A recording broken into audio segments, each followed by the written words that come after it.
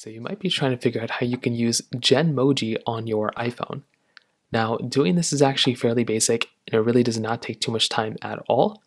So to get started, what you're going to want to do is you want to make sure you have an iPhone that supports Apple Intelligence.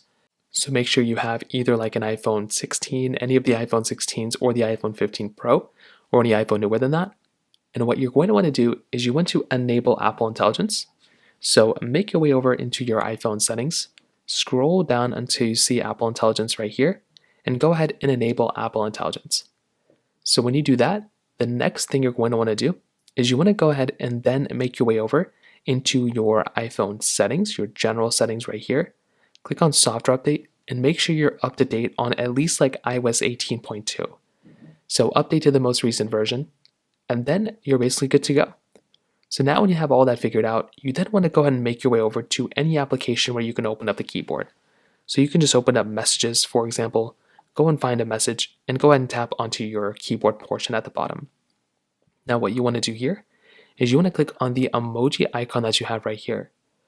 So tap on it there, and then right there is going to be a little smiley face icon with a plus button next to it.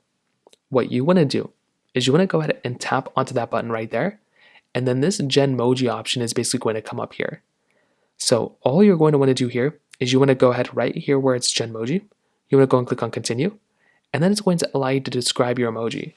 So now you can describe whatever you want to. So you can type in like literally whatever emoji you want to do. So I can type in like dog smiling or whatever emoji I want. So at that point, you can go ahead and basically just use this emoji as you normally would.